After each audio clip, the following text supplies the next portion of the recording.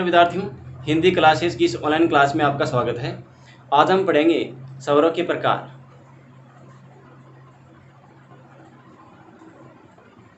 स्वर के प्रकार। लेकिन इससे पहले हम स्वरों की संख्या जान लेते हैं। स्वरों की संख्या 11 होती है। जैसे ए, आ, छोटी ई, बड़ी ई, छोटा ऊ, बड़ा ऊ, री, ए, आई, ओ, औ। लेकिन इसके साथ साथ जब हम बालक थे तब अन और अह और पढ़ते थे, जो कि अयोगवाह होते हैं। अयोगवाह होते हैं। अब हमारे सामने समस्या ये है कि ये अयोगवाह क्या होते हैं, इसका अर्थ जानेंगे। देखो, अयोगवाह है अ प्लस योग प्लस वाह, यानी अ का अर्थ होगा नहीं, योग जुड़कर, वाह है वहन करना या होना। ठीक है। अब इसका अर्थ क्या हुआ? वे वर्ण जो जुड़कर वहन नहीं होते, अर्थात वे वर्ण जो जुड़कर व्यंजन वर्णों के साथ वहन नहीं होते, उसे हम अयोगवाह कहते हैं। अब हम आगे बढ़ते हैं, स्वरों के प्रकार पढ़ेंगे। मात्रा व उच्चारण में लगने वाले समय के आधार पर मात्रा व उच्चारण में लगने वाले समय के आधार पर समय के आधार पर 3 भेद माने गए हैं। पहला हमारा होगा ह्रस्व स्वर। इसको लघु स्वर भी कहते हैं। इसको छोटा स्वर के नाम से भी पुकारा जाता है। एक नाम इसका है मूल स्वर। इसका उच्चारण करते समय एक मात्रा का प्रयोग होता है, इसलिए इसे एक मात्रिक स्वर भी कहते हैं। एक मात्रिक, जैसे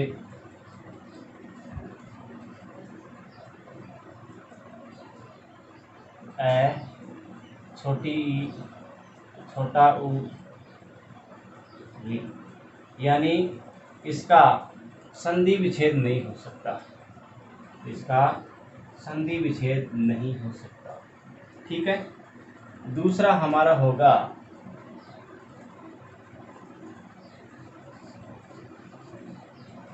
दीर्घ स्वर। इसको गुरु स्वर भी कहते हैं। यहाँ इसको छोटा स्वर, यहाँ इसको बड़ा स्वर के नाम से पुकारा जाएगा। ह्रस्व स्वर को मूल स्वर कहते हैं, लेकिन यहाँ संधि स्वर होगा। संधि स्वर। इसका उच्चारण करते समय 2 मात्रा का प्रयोग होता है, इसलिए इसे द्विमात्रिक स्वर कहते हैं।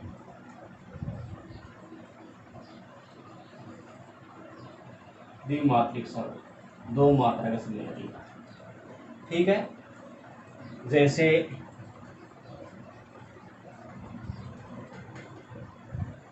आ, बड़ी ई, बड़ा ऊ, ए, आई, ओ, औ। यानी इसकी संख्या 7 होती, इसकी संख्या 4 होती। इसके बाद में है पलुत स्वर। पलुत स्वर, पलुत स्वर में हरित स्वर व दीर्घ स्वर से भी अधिक समय लगेगा। जैसे हम इसका उच्चारण करेंगे ओम, यानी ये 3 जो है इसका मतलब ये है कि ओ को हम लंबे समय तक बोले। जैसे आगे हमने घात लगा दी 3, बड़ी है बड़ी ई, इसके हमने घात 3 लगाई, ये इसके उदाहरण है। जैसे हम प्रार्थना बोलते हैं हे शारदे माँ, तो अंत में जो हमने माँ बोला ये हम लंबे समय तक अगर इसका उच्चारण करेंगे, यही पलुत स्वर है। ठीक है, अब हम आगे बढ़ेंगे। हमने पढ़ा मात्रा व उच्चारण में लगने वाले समय के आधार पर। अब हम दूसरा प्रकार पढ़ेंगे जो होगा हमारा ओष्ठ आकृति के आधार पर।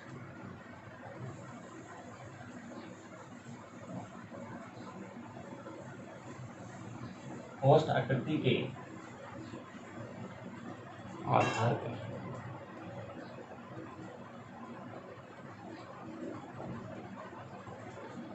ओष्ठ आकृति के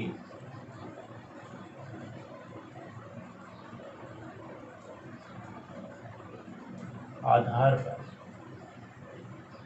ठीक है, अब देखो ओष्ठ आकृति के आधार पर स्वरों के 2 भेद मानेंगे। एक तो होगा वृत्ताकार, इसको हम वृत्तमुखी के नाम से भी जानते हैं। जब हमारा मुंह है गोल खुलता है, यही वृत्ताकार होता है। इसमें वर्ण कौन कौन से आते हैं? उ, बड़ा उ, ओ, औ, ये इनमें स्वर आते हैं। छोटा उ, बड़ा उ, ओ, औ, ये 4 स्वर आते हैं। इसके बाद में दूसरा इसका भेद है अवृत्ताकार, जिसको अवृतमुखी अवृतमुखी के नाम से भी जाना जाता है। इसमें स्वर आते हैं ए, आ, ई, बड़ी ई, री, ए, आई। कितने हो गए? 1 2 3 4 5 6 7। ठीक है, 7 हो गई। 7 4 11, यानी 11 स्वर हो गए। इसके बाद में हम पढ़ेंगे जीभ की क्रियाशीलता के आधार पर स्वरों के भेद। तीसरा हमारा होगा जीभ की क्रियाशीलता के आधार पर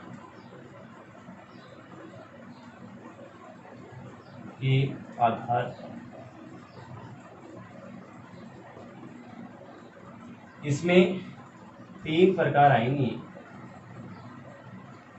कौन कौन से होंगे? पहला होगा हमारा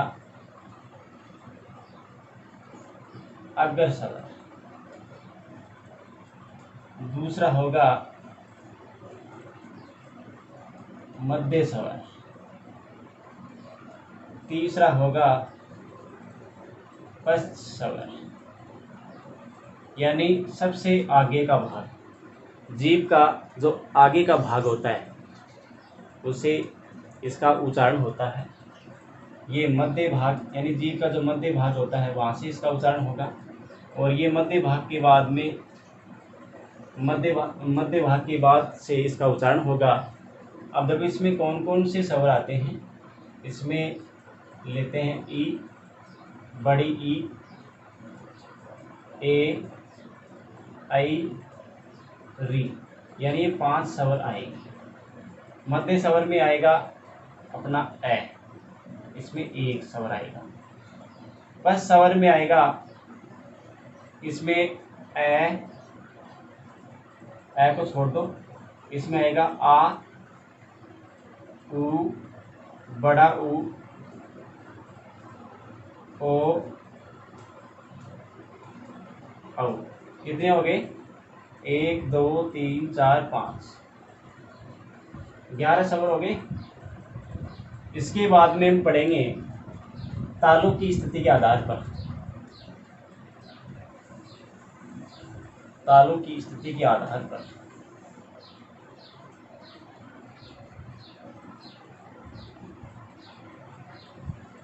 तालों की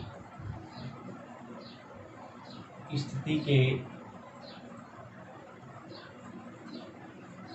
आधार पर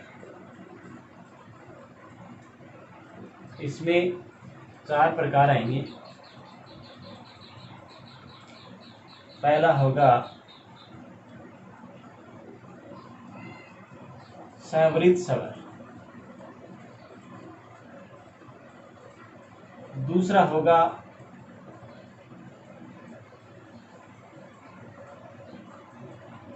अर्धस्वरित स्वर, तीसरा भेद होगा विवरित स्वर, चौथा होगा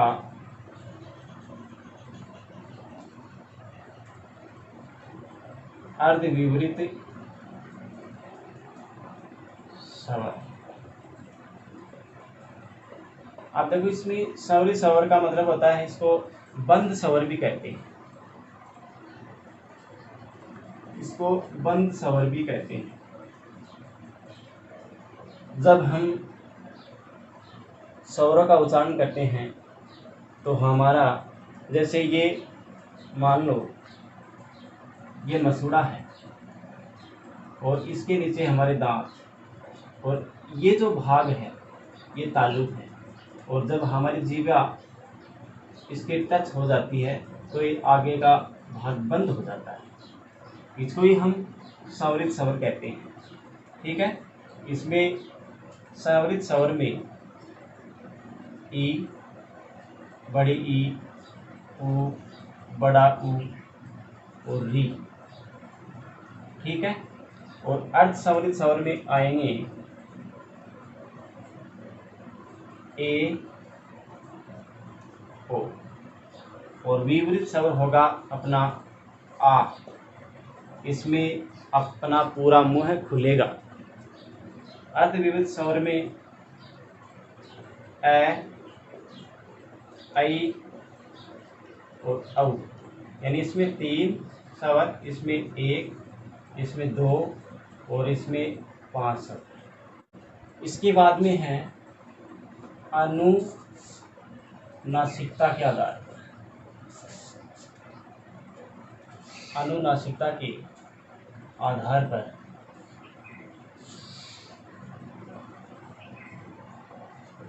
एक होगा अनुनासिक, दूसरा होगा निर्नुनासिक। अभी इसका मतलब समझो। अनुनासिक यानी इसको चंद्र बिंदु भी कहते हैं, इसको चंद्र बिंदु भी कहते हैं, ये इसका चिन्ह। और इसका मतलब होता है निर्नुनासिक का, जैसे ए, आ, छोटी ई, बड़ी ई, इसके ऊपर जैसे अनुस्वार या चंद्र बिंदु हम नहीं लगाते, यही इसका मतलब होता है। अब देखो, एक अनुस्वार होता है, अनुस्वार, और एक होता है चंद्र बिंदु।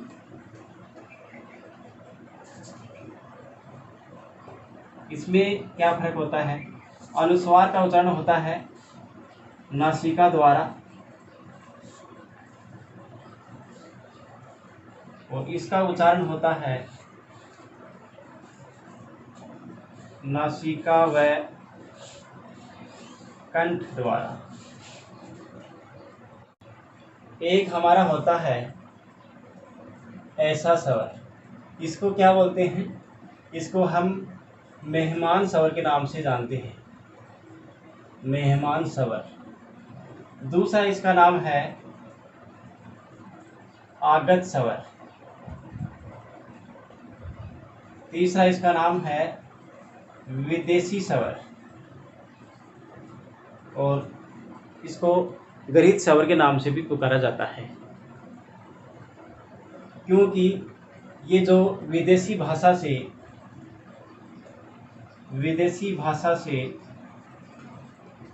हिंदी भाषा में आया है, इसलिए इसको विदेशी स्वर भी कहते हैं। तो विद्यार्थियों, आज इतना ही।